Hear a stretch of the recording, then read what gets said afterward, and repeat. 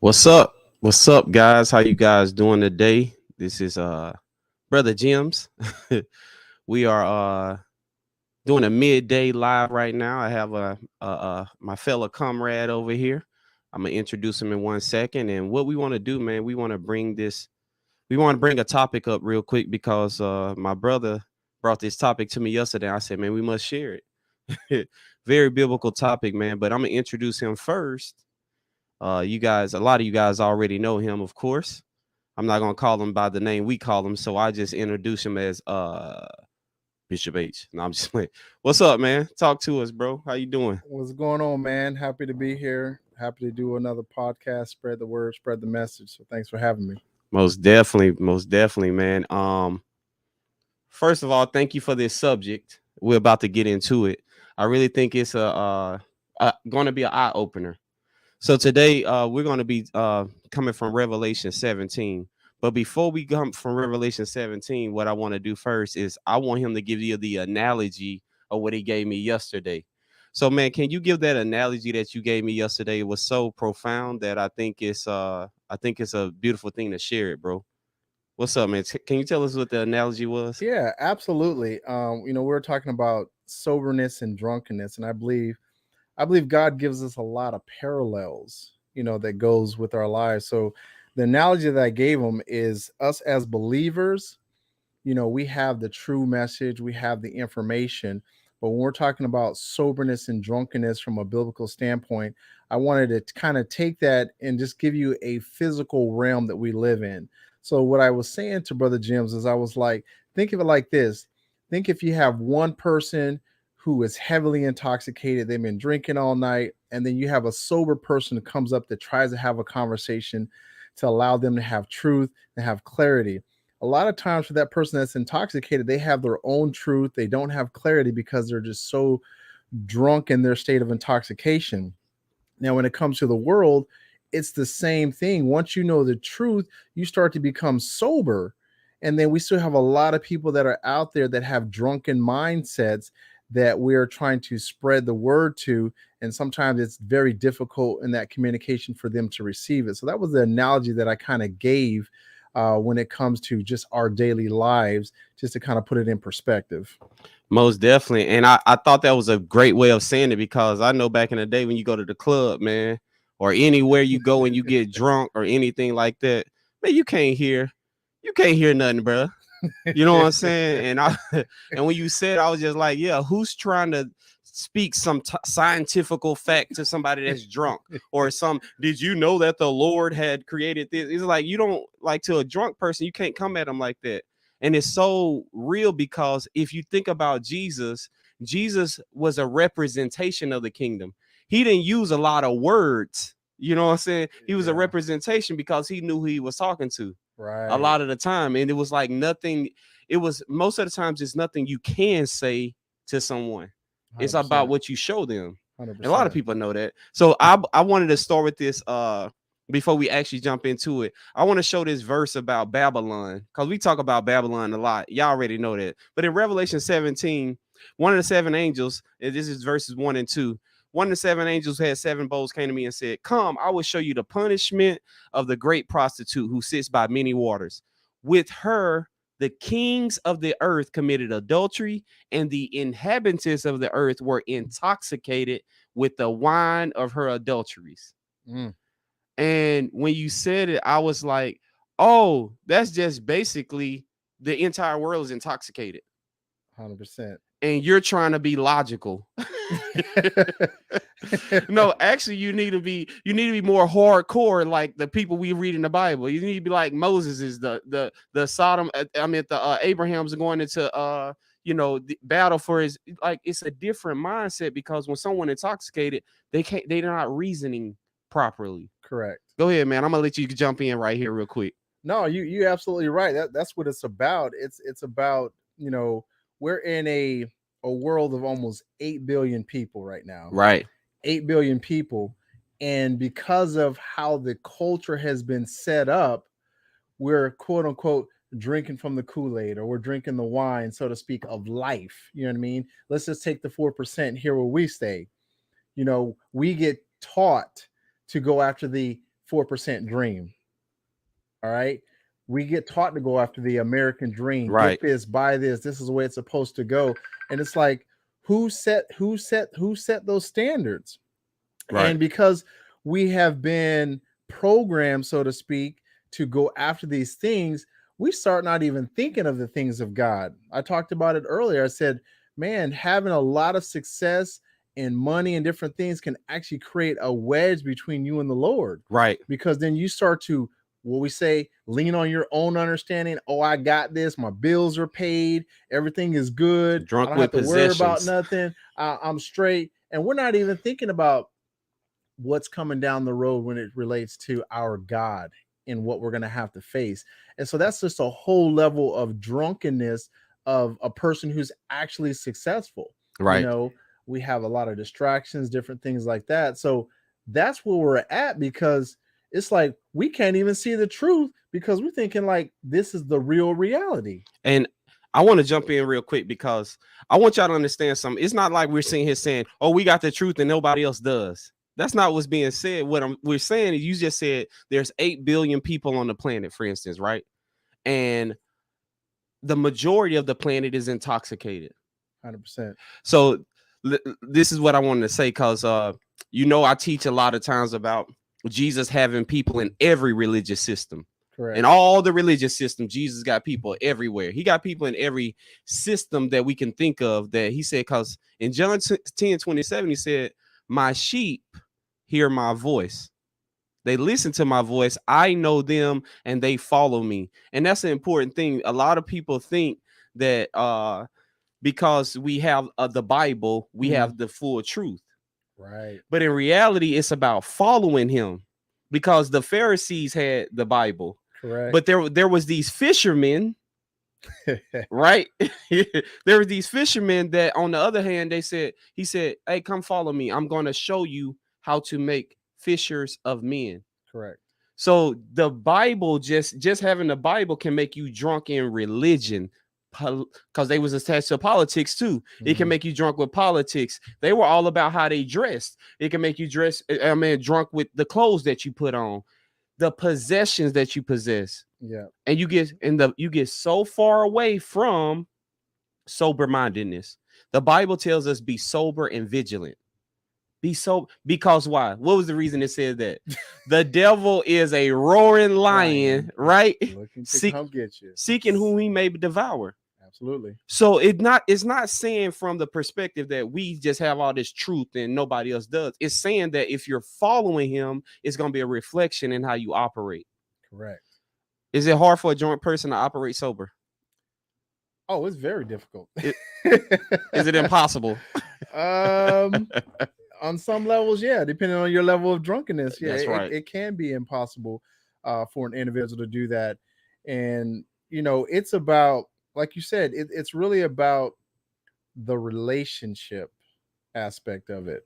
You see what I'm saying? Like, can you have the right relationship with Christ if you continue in your drunkenness? You see what I'm saying? Right.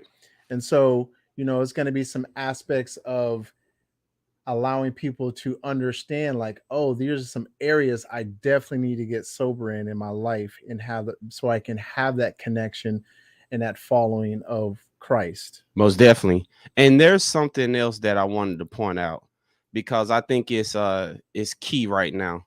In Revelation 17, in the same chapter, verse 3, Revelation 17 says, then the angel carried me away in the spirit into a wilderness.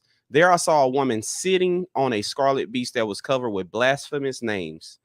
All right. And then watch this. So the woman, in verse 5, it says the name written on her forehead was a mystery. It says Babylon the Great, the mother of prostitutes and of the abominations of the earth. Then verse 6 says something that caught me. I saw that the woman was drunk with the blood of God's holy people, the blood of those who bore testimony to Jesus. And it made me think of how many drunk people kill people. You out of your mind. Oh, yeah. It made me think of how many drunk people kill people.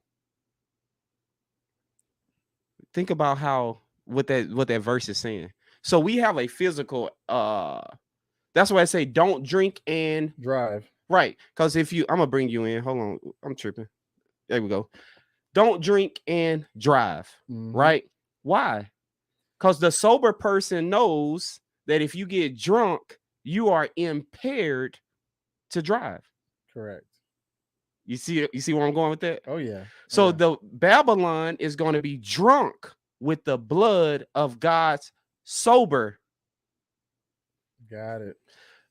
Even in most cases where somebody kills somebody drunk, the drunk person don't die. A lot. Yeah, you're right.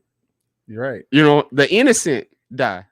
They fall off, and then the guy that was drunk, he sustained this and that, but because his body wasn't as safe, he's good. That's right. Ends up being good. Because when you drunk, you don't have full control of your body, and you're like a rag doll. I hope you're getting where I'm going with what I'm saying. Right. When you're drunk, you don't even have control of your whole body. Right. When you're sober, the fruit of the spirit is self-control. 100%. When you're sober, that you're more in. Everything's intact. Everything's moving. Everything's functional. Everything is tight. You know what I mean? When you're drunk, what are you? Loose, limber, all these other things. Yeah, you're out of your mind. Oh man, I hope y'all hear what we're going, what we're saying. This is so. Watch this. This is the mental aspect. Because our brother right here, he's starting a whole course on mental stability, basically, right? When you're drunk, you can make horrible financial decisions. Absolutely. Right? Horrible parenting decisions. Horrible fidelity decisions with marriage, with friendships, with any shit. We were talking about this earlier, right? Yeah. Because you're out of control. Absolutely. When you're sober, you're like, no, I can't spend that. I can't put that in my body. I can't do this to my wife. I can't do this to my children. I can't do that to my friend.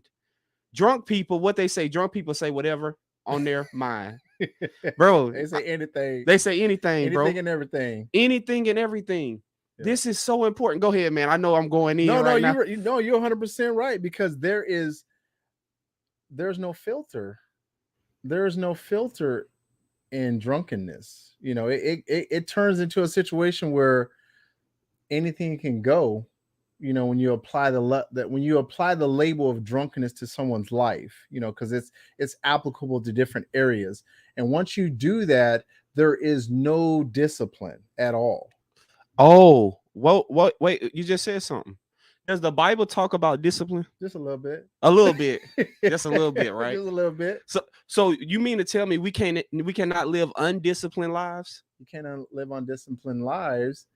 And the lack of discipline, a lot of times, it's the lack of awareness. So what is drunkenness? Lack of awareness, right? You can't be aware if you're in drunkenness. You know what I mean? So you're going to have some discipline. And what does that take? Let me watch where we're about to go, because you just said something. Now, on the flip side, you can become too disciplined. Oh, sure. You can become so disciplined, you become God. Absolutely. Oh, you see why it's so important to be in submission to the Spirit now? 100%. Because you can become overly righteous, or you can be overly wicked. The key is the narrow road. That sweet spot is what we like to call it, right? That's why the enemy got kicked out of heaven. That's right.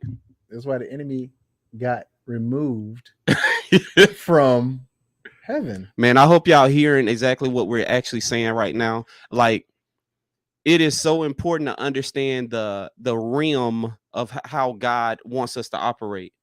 Because yes, he wants you to live holy. Yes, he wants you to live righteous. Yes, but that can just be all what you're about, and you have no grace, no mercy, no love, no peace. They call them Pharisees. Oh, what they call, bro? They called them Pharisees in the olden times, a lot of times. Or Sadducee. Because they were sad, you see. I like that. Yeah, it's important that we don't become a book of laws or a book of, oh, it's this without having any compassion, any mercy, any heart, any, you know, see what I'm saying? Like, right. The unfortunate thing is sometimes we get so stuck on the laws and the this and the that we forget the rest of the heart of God.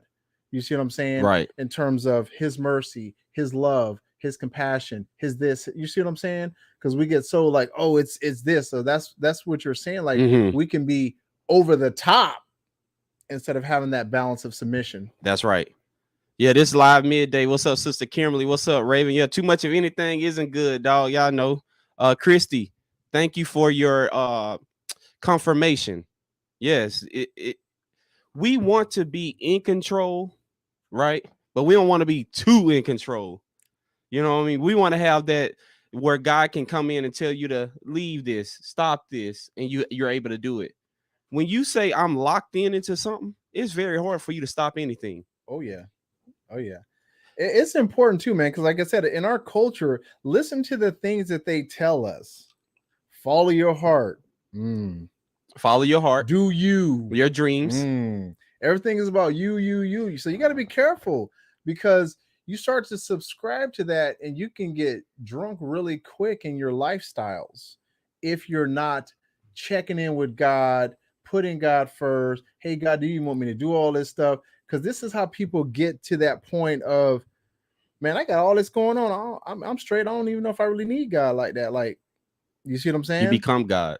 And then we become our own little mini gods That's out right. here, thinking like we got it all under control. Right, 100%. It's a very dangerous place to be at. Yep. At any time. And you know, it's something you just hit on.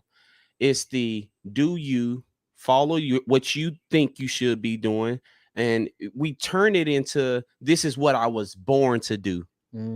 Right? This is what I was born to do, not what God told me he want me to do. This is what I was born to do because I love it. Let me tell y'all something. This is very important. When you following God, the mission and the purpose is not something that you love. Understand what I just said. It's not something where it's like, oh, I'm really good at this sport, so I'm supposed to do this forever. Or I'm really good at drawing, so I'm supposed to do it forever. Like, it's one of these situations where it's like, no, I need you to suffer. The thing is this. If it's self-centered, it's probably not from God. That's where I was getting to. Because it's me. Yeah. I love doing this. If it's all about you, that's probably not God's mission for you, because his mission for us usually involves having to serve other people. That's what I'm about. It's selfless. Right. So it's not about I'm good at this and I love what I do. Right. It's dangerous. Can you watch this, bro? Can you name anybody in the Bible that God called that had that mindset of serving themselves? No, yeah, or I love what I do. Now you know we've been going. If the reality is this: if God is calling you to do it, you're probably not gonna really love all the aspects of what you got to do. If he says, "Hey, I got this job for you," he gonna give you a little bit, because if he give you everything, you can be like, "Nah, God, pick somebody else." So just say, and watch this. Just say you're making the money. You're a lawyer. You doing what you're doing, right? And you know your wife and kids and stuff. We talk about these kind of things, right? Yeah. And then all of a sudden you just leave all that.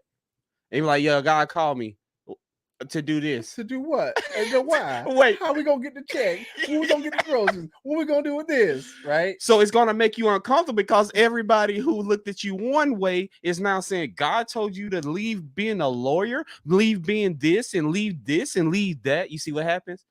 So your joy is gonna be robbed by people.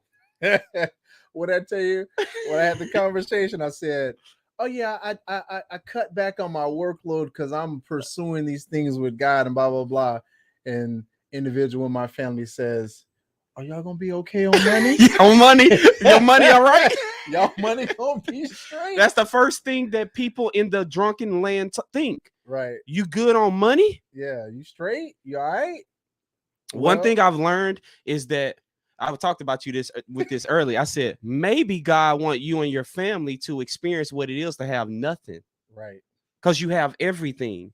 Right. Maybe that'll be, remember the dude told, when Paul and them told a jailer guy, he said, repent and confess and believe in Jesus and your whole family will be saved. Right. So during that time, of course, saying Jesus was like, you immediately persecuted, saying that I confess Jesus, you're immediately persecuted or killed or something, right? At that time.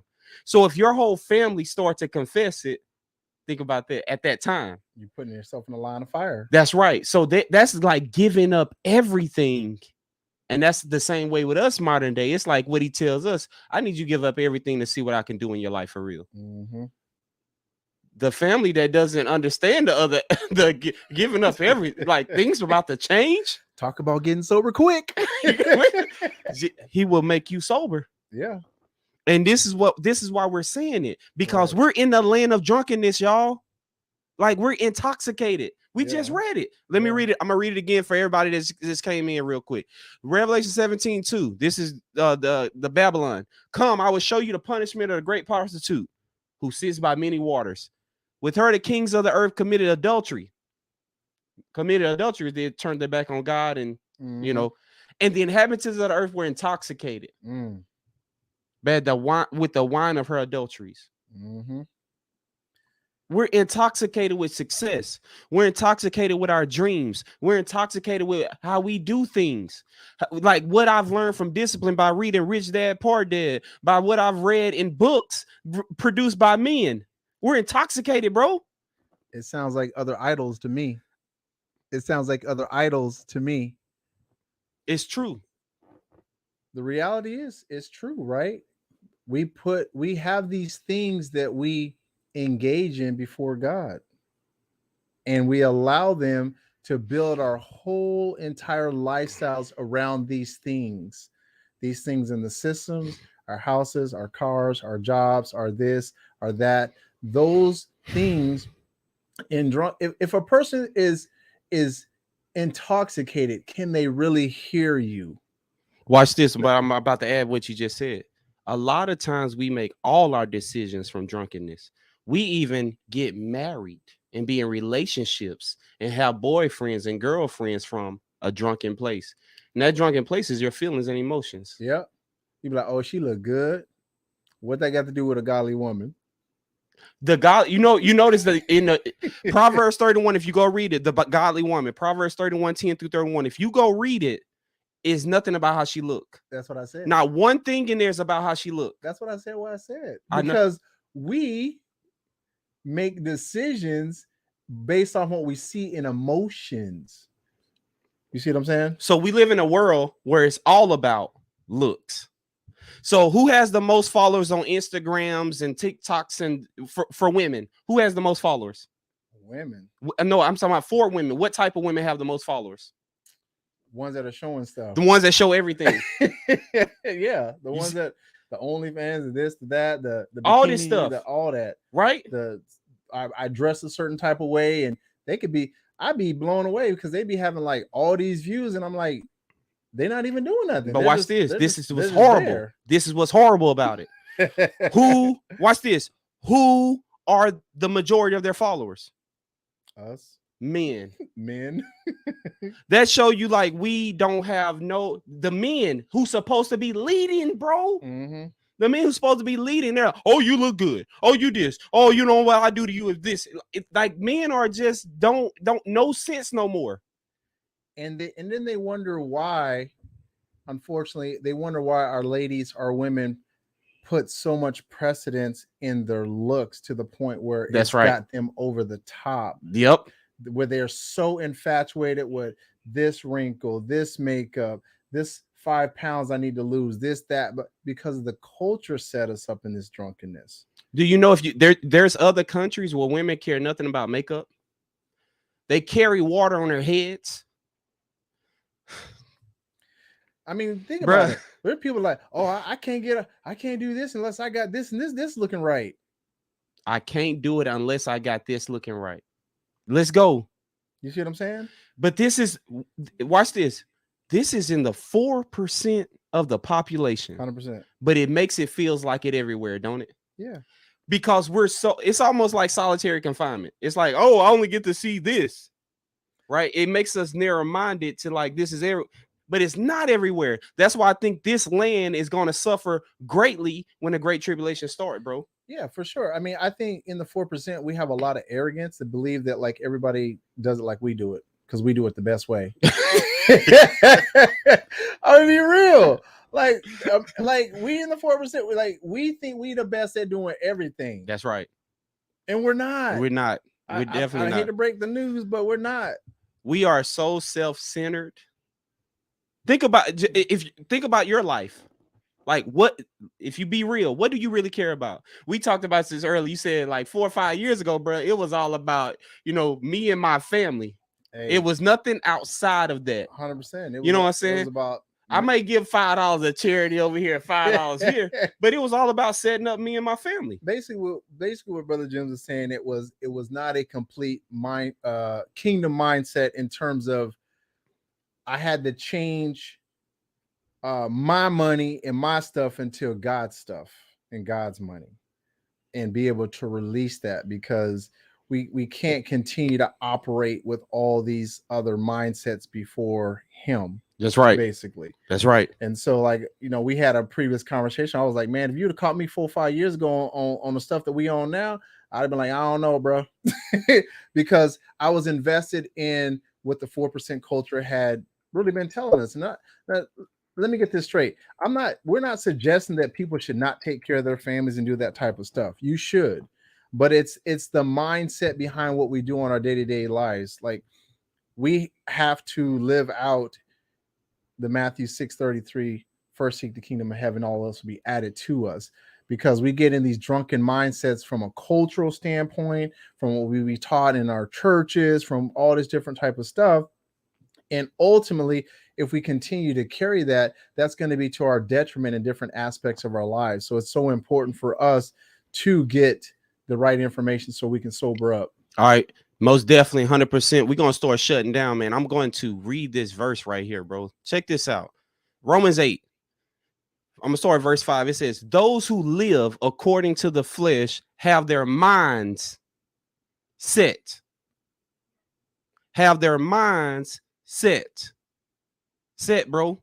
Like a clock. Mm-hmm. It's set. My mind is set on what I think, believe, feel, my perspective, on what the flesh desires. But those who live in accordance with the spirit have their minds set. Set. You can set your mind. It's your choice. This is what I'm trying to get to. Those who live according to the flesh have their minds set on what the flesh desires. But those who live in accordance with the spirit have their minds set on what the spirit desires. The mind governed, right? Mm-hmm. By the flesh is death. Yeah. But the mind governed by the spirit is life and peace. The mind governed by the flesh is hostile to God. She was drunk with the blood of God's holy people and with those who bore his testimony. Mm. The mind governed by the flesh is hostile to God, his people, anybody that stands for him, anything of that nature. It does not submit to God's law, which is the fulfillment of the law. We talk about that a lot. Love your neighbor as yourself. Of course, after you love God with everything. It says it does not submit to God's law, nor can it do so. Those who are in the realm of the flesh cannot.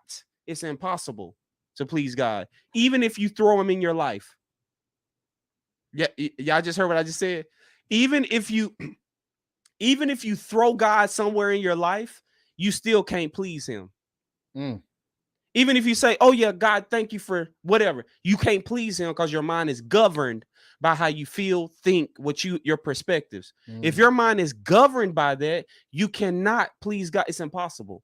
Even if you give him a portion of your life. Lukewarm.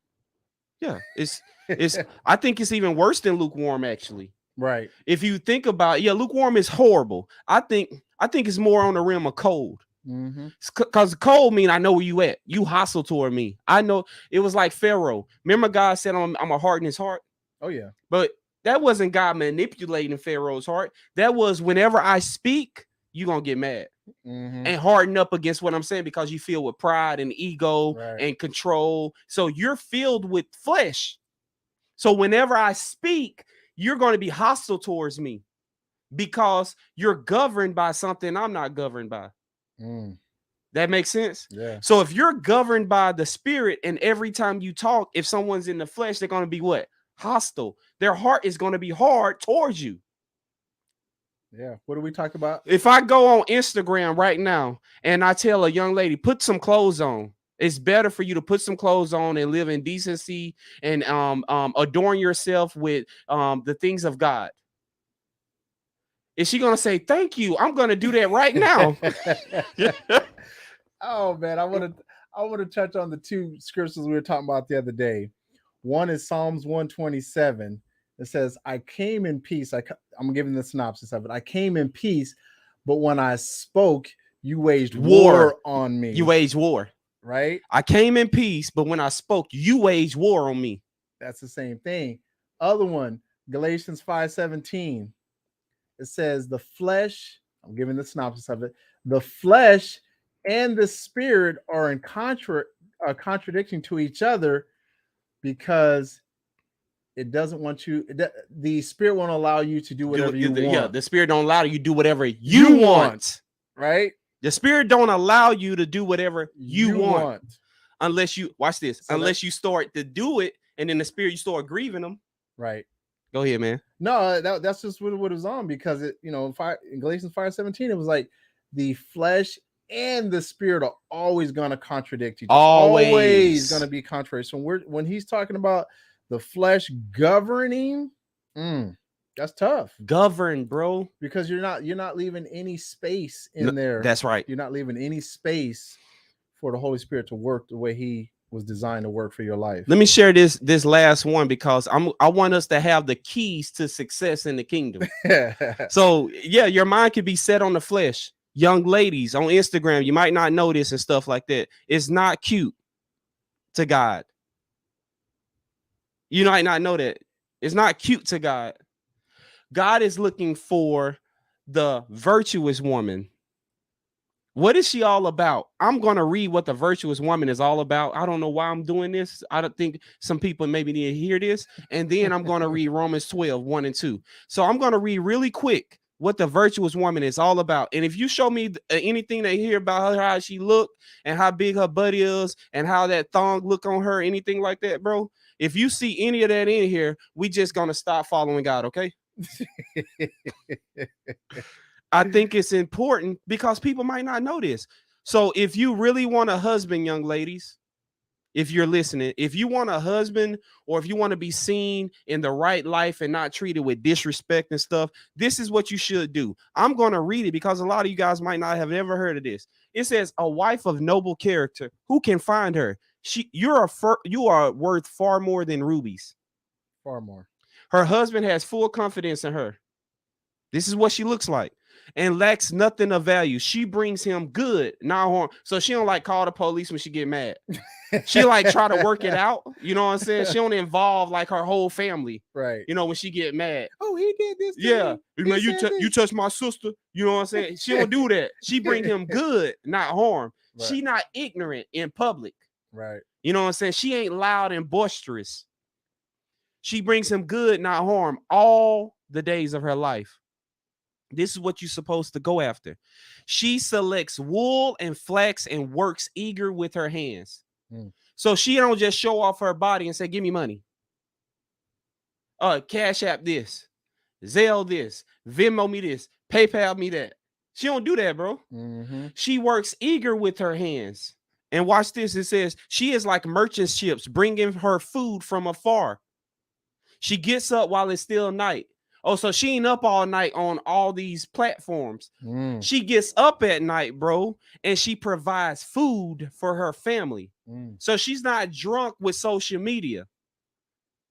She's able to go to sleep when the sun go down and probably get up around 2 a.m., 3 a.m. and start getting things prepared for her family. She in portions for her female servants. She considers a field and buys it. So she's always looking for the next opportunity to expand the kingdom. She considers a field and buy it. Out of her earnings, she plants a vineyard. So whatever she earns, she don't just go spend and go, oh, let me Amazon this. Let me Amazon that. Let me get, Amazon coming to your house every day. You got a package every day. No, she looks at her earnings and say, oh, we could plant another vineyard that can feed not just our family, but what? Other families. Right. She's on it. Her mindset is different. It says also, she sets about her work vigorously. Her arms are strong for the task. She sees that her trading is profitable and her lamp does not go out at night. In her hand, she holds the distaff and grasps the spindle of her fingers. She always working, bro. Look what she says next. Look what it says next. She opens her arms to the poor and extends her hands to the needy. When it snows, she has no fear for her household, for all of them are clothed in scarlet. She makes them clothes. She makes sure her household is straight. It says she makes coverings for her bed. She is clothed in fine linen and pearl, meaning she's royalty. Her husband is respected at the city gate, where he takes his seat among the elders of the land because of how she treats him. If your wife disrespects you in front of me, my respect for you goes where? Down. So, but if I see that your wife serves you properly, my respect for you as another man seeing it goes up. Absolutely. Yeah, see, if your wife, or listen what I'm gonna say. If you slap a man in public and your boyfriend in public, everybody looking like, what's up with him? He tripping. Yeah. And he gonna get right back in the car with you and ride home. No, you're right. You're right. Right. Nothing in these verses talk about a look at all. Not one thing. It says, verse 26, she speaks with wisdom. Verse 25, she is clothed with strength and dignity. She can laugh at when a great tribulation comes. Understand, she's prepared, bro, for whatever days is coming. Prepped. She's prepped, bro. Revert back to training. She speaks with wisdom, and faithful instruction is on her tongue. She watches over the affairs of her household and does not eat the bread of idleness. Her children call her blessed. Her husband also, and he praises her. Many women do noble things, but you surpass them all. Watch what it says in verse 30. Charm is deceptive, and beauty is fleeting, but a woman who fears the Lord is to be praised. Honor her for all that her hands have done, and let her works bring her praise at the city gate. In our land, for the women, the majority now online, it's all about looks. Which will fade. And what it's doing is it's coming offline, it's popping into households where a woman didn't even have to worry about that before, but now she cares about how she looks. Yeah. This is dangerous. It keeps us drunk. But this is the kicker, and then I'm gonna let you close with whatever you want to say to all this.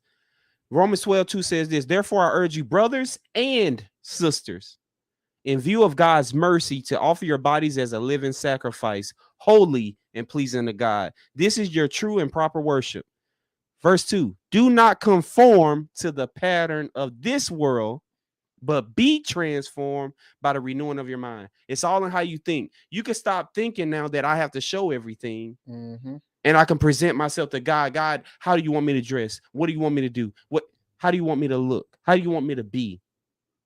Then you will be able to test and approve what God's will is. Because a lot of people ask, what is God's will?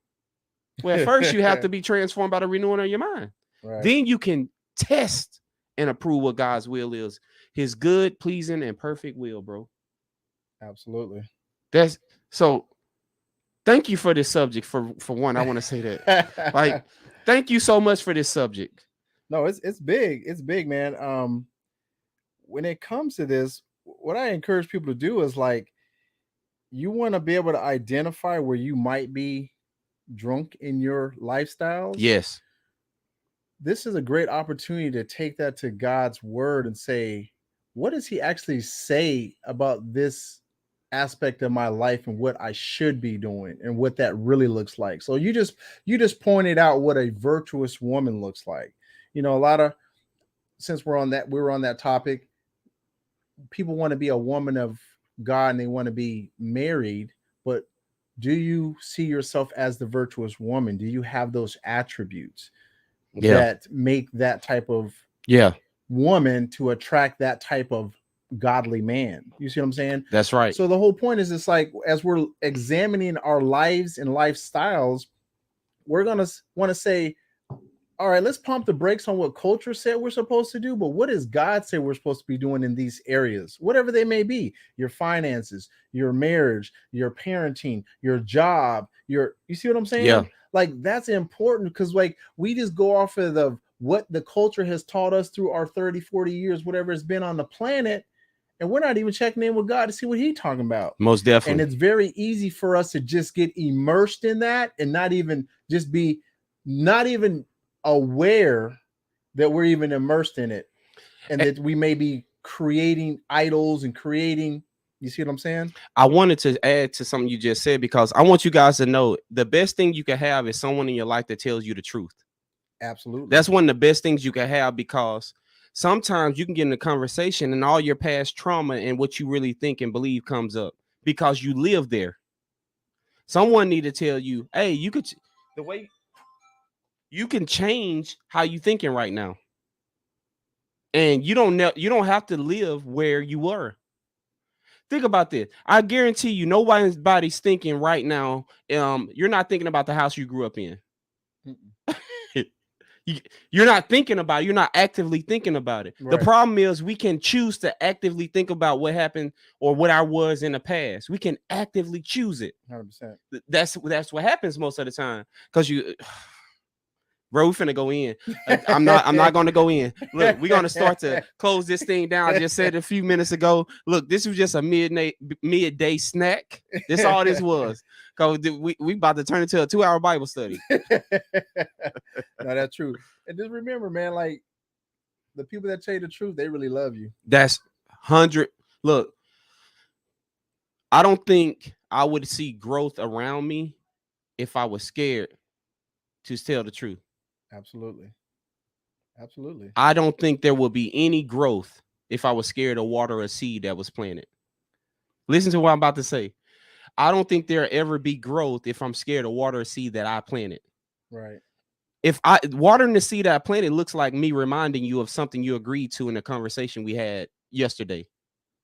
If you agree that, yeah, that's true, man, I need to work on this. If you agree to that, right? And I come back and I see if you working on it and you get mad, that just tells me you're in the flesh. Mm-hmm. But me holding you accountable, actually, I said, them was your words. You said, yes, I need to work on that. Mm-hmm.